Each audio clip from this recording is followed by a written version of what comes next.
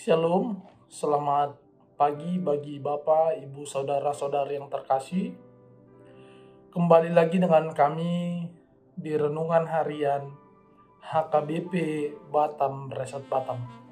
Pada pagi hari ini sebelum kita memulai aktivitas kita, ada baiknya kita mendengarkan firman Tuhan terlebih dahulu, sehingga firman Tuhan ini yang menjadi bekal kita dalam melakukan setiap aktivitas kita, baik hari ini dan seterusnya.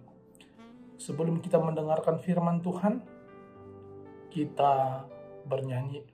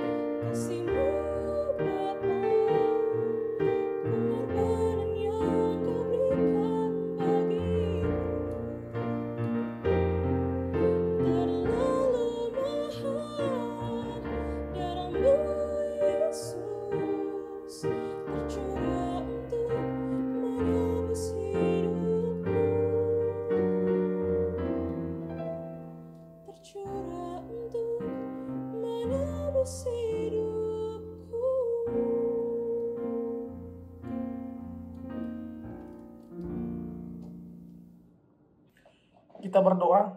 Bapa yang baik, Bapa yang bertahta di dalam kerajaan surga, kembali kami mengucapkan syukur kepadamu Bapa atas berkat penyertaan yang senantiasa kami rasakan hingga pada saat ini, sehingga kami masih dapat menghirup nafas kehidupan yang daripada Engkau. Pada saat ini Tuhan, sebelum kami memulai aktivitas kami meminta kepadamu agar Engkau yang tetap menuntun kami. Oleh karena itu Tuhan, kami butuh firman-Mu, agar firman-Mu lah yang menjadi pedoman kami untuk melakukan setiap pekerjaan kami di bumi ini. Di dalam nama anak-Mu Yesus Kristus kami berdoa kepadamu. Amin. Bapak, Ibu, Saudara-saudari yang terkasih dalam nama Yesus Kristus, pada pagi hari ini Sabtu 27 Mei 2023, firman Tuhan menyapa kita dari Injil Matius, pasalnya yang ke-14, ayatnya yang ke-14. Matius 14, ayatnya yang ke-14. Saya akan membacakan bagi kita. Beginilah firman Tuhan. Ketika Yesus mendarat, Ia melihat orang banyak yang besar jumlahnya. Maka tergeraklah hatinya oleh belas kasihan kepada mereka, dan Ia menyembuhkan mereka yang sakit. Ketika Yesus mendarat, Ia melihat orang banyak yang besar jumlahnya. Maka tergeraklah hatinya oleh belas kasihan kepada mereka, dan Ia menyembuhkan mereka yang sakit. Demikian firman Tuhan. Bapak, Ibu, Saudara-saudari yang terkasih dalam nama Yesus Kristus, nats ini atau perikop ini diberi judul Yesus memberi makan 5.000 orang. Akan tetapi saya mau mengajak kita melihat dulu pada ayat yang ke-13 dikatakan setelah Yesus mendengar berita itu, menyingkirlah ia dari situ. Setelah Yesus mendengar berita itu, menyingkirlah ia dari situ. Sekarang yang menjadi pertanyaannya apa sih?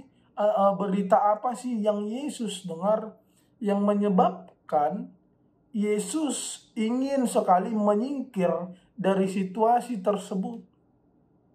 Nah, oleh sebab itu kita mau melihat dulu latar belakangnya, apa persoalannya, apa yang membuat Yesus ingin menyingkir, ingin menjauh dulu. Di pasal yang ke-14, ayatnya yang pertama, diberi dengan judul perikop Yohanes Pembaptis dibunuh. Dari sini kita tahu bahwa yang menjadi latar belakang Yesus ingin menyingkirkan diri sejenak, yaitu karena perasaan Yesus di dalam duka cita. Yesus lagi bersedih. Oleh karena itu ia ingin sekali menyingkir sejenak. Dia ingin rehat sejenak dari pelayanannya. Karena situasi perasaan Yesus di dalam duka cita, di dalam kesedihan. Dia menyingkir untuk berdoa. Dia menyingkir untuk menenangkan perasaannya.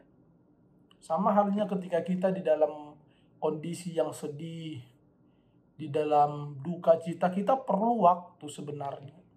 Kita perlu waktu untuk menenangkan pikiran. Kita perlu waktu untuk menenangkan emosi.